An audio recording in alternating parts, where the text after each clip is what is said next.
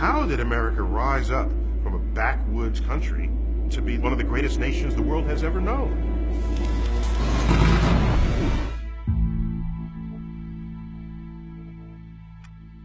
We pioneered industries.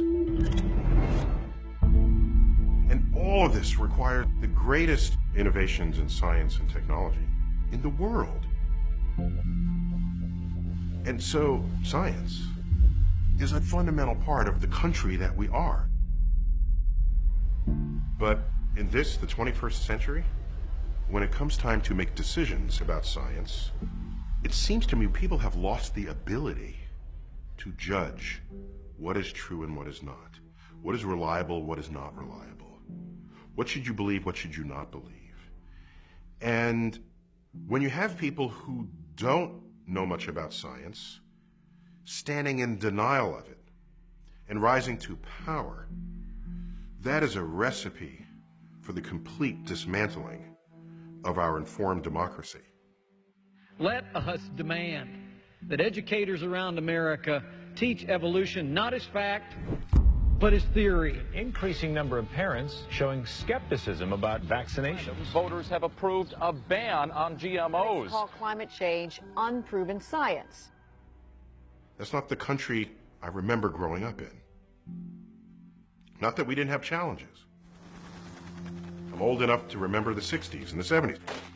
We had a hot war and a cold war, civil rights movement, and all of this was going on. But I don't remember any time where people were standing in denial of what science was. One of the great things about science is that it is an entire exercise in finding what is true. You have a hypothesis, you test it, I get a result. A rival of mine double checks it because they think I might be wrong. They perform an even better experiment than I did and they find out, hey, this experiment matches. Oh my gosh, we're onto something here. And out of this rises a new emergent truth.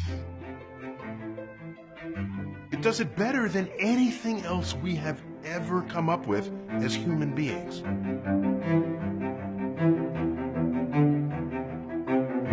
This is science. It's not something to toy with. It's not something to say, I choose not to believe equals MC squared. You don't have that option. When you have an established scientific emergent truth, it is true whether or not you believe in it. And the sooner you understand that, the faster we can get on with the political conversations about how to solve the problems that face us. So once you understand that humans are warming the planet, you can then have a political conversation about that. You can say, well, are there carbon credits? Do we do this? Do we put a tariff on it? Do we fund? Do we subsidize? Those have political answers.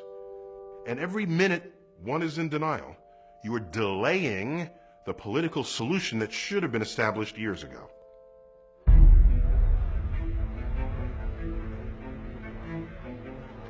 As a voter, as a citizen, scientific issues will come before you. And isn't it worth it to say, all right, let me at least become scientifically literate so that I can think about these issues and act intelligently upon them. Recognize what science is and allow it to be what it can and should be in the service of civilization. It's in our hands.